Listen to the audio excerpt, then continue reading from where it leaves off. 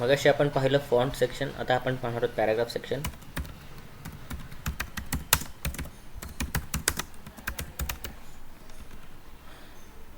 Control एसने आपण आपली डॉक्युमेंट सेव्ह करू शकतो.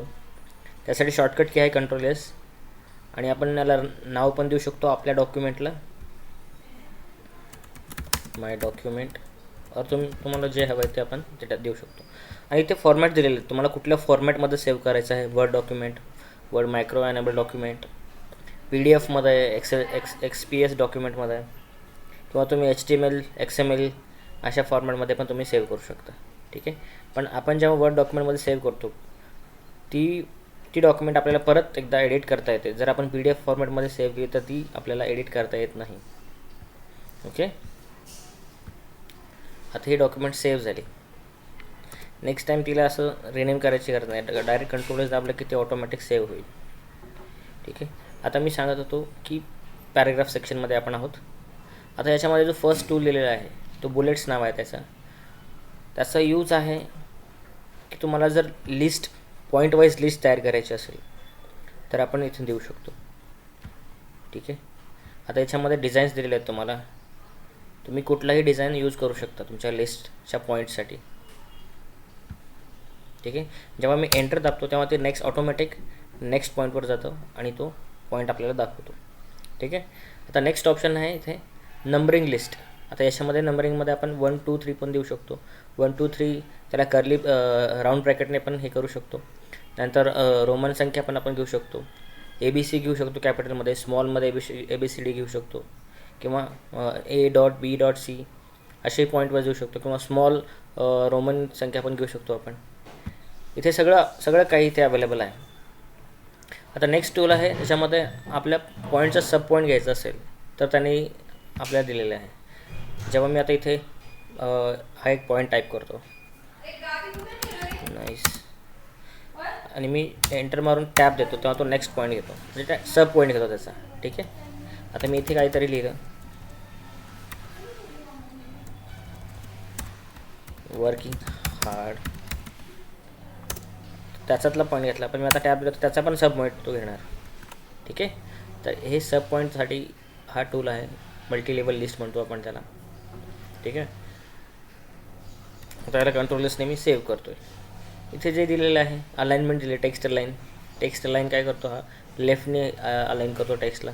जर मी सेंटर केलं तर तो सेंटरला अलाइन करेल, जर मी राईट केलं तर राईटला तो अलाइन करेल. आणि मी जर जस्टिफाय केलं तर हा जस्टिफाय ऑप्शन आहे. जसं काही आपण टाईप करू, जसं जागा अवेलेबल आहे तसं तो टेक्स्ट ॲडजस्ट होतो, त्याला आपण जस्टिफाय म्हणतो. ठीक आहे. आता हे एक ऑप्शन आहे डिक्रीज इंडेंट, म्हणजे आपला जो 2 कॅरेक्टरमधला स्पेस आहे तर त्याच्यामध्ये तो डिस्टन्स तो कमी करतो, हा डिस्टन्स वाढवतो. ठीक आहे. आणि कंट्रोल झेड याच्यामध्ये खूप महत्त्वाची कीवर्ड्स आहेत. जर आपलं काही चूक झाली आपल्याकडून, किंवा आपल्याकडून स्पेलिंग मिस्टेक झाली, किंवा आपला कंटेंट दुसरीकडे पेस्ट झाला, तर त्यासाठी आपल्याला एक स्टेप बॅक जाण्यासाठी एक ऑप्शन आहे, कीवर्ड्स आहेत कंट्रोल झेडने आपण अंडू म्हणतो त्याला. कंट्रोल झेडने आपण एक स्टेप बॅक येतो. जेवढा आपण कंट्रोल झेड की प्रेस करू, हिट करू, तेवढा स्टेप्स तो मागे येईल. आणि त्याला ऑपोजिट ऑप्शन आहे कंट्रोल वायने आपण काय करू, रेडो म्हणतो त्याला आपण. कंट्रोल वायने आपण एक स्टेप पुढे जाऊ. जेवढा काही आपण स्टेप्स घेतले आहेत तर मागे आल्यानंतर आपल्याला जर सपोज पुढे जायचं असेल तर कंट्रोल वायने आपण ते एक स्टेप पुढे जातो. ठीक आहे. ह्या खूप महत्त्वाच्या बाबी आहेत. आता याच्यामध्ये हा एक आहे की तुमचा लाईन हाईट कमी कर, 2 लाईनमध्ये हाईट किती पाहिजे. जर वाढवली मी आता टेक्स्ट सिलेक्ट केला नाही म्हणून काही झालं नाही. आता मी ते लाईन हाईट वाढवतो, लाईन स्पेसिंग हे झालं 3. मला कमी करायचं असेल लाईन हाईट कमी करू शकतो आपण. ठीक आहे. रिमूव्ह करायचं असेल रिमूव्ह करू शकतो लाईन हाईट मला स्पेस. ठीक आहे. हा कीवर्ड आहे अल्फाबेटिकली तुम्हाला तुमचं टेक्स्ट तुम्ही अरेंज करू शकतो, डिक्रीजिंग ऑर्डर, इन्क्रीजिंग ऑर्डर.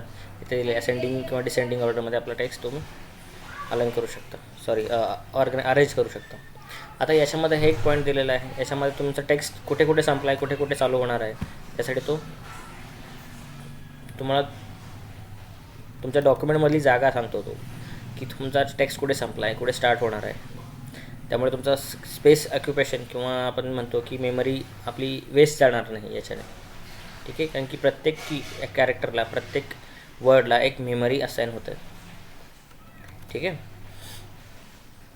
आता हे जे आहे तुम्ही जे काही टेक्स्ट सिलेक्ट केला आहे त्या पूर्ण एरियाला तो बॅकग्राऊंड कलर देतो.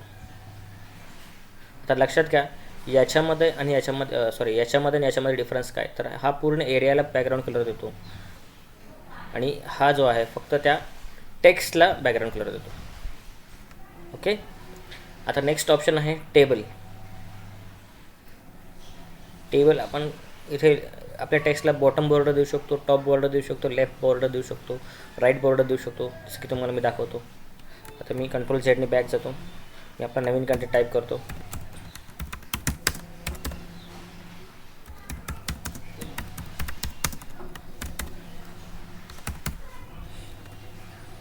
तुम्ही फक्त एवढंच कंटेंट सिलेक्ट करतो तर तेवढाच त्याला तो रिफ्लेक्ट करेल. आता मी बॉटम बॉर्डर दिली तर मला आता पूर्ण लाईनला बॉटम बॉर्डर येईल. तर मी टॉप बॉर्डर दिली तर टॉप घेईल. लेफ्ट बॉर्डर दिली, कंटेंट सिलेक्ट नाही केला त्याच्यामुळे नाही आलं. लेफ्ट बॉर्डर आली. ठीक आहे. तर मी बॉक्स बॉर्डर दिली तर बॉक्स घेईल. ठीक आहे. आता इथे मी नेक्स्ट कंटेंट लिहिला.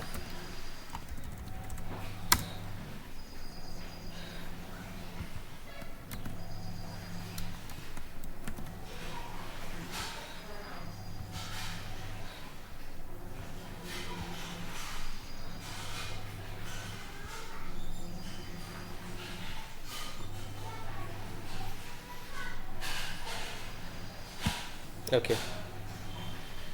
आता मी हा कंटेंट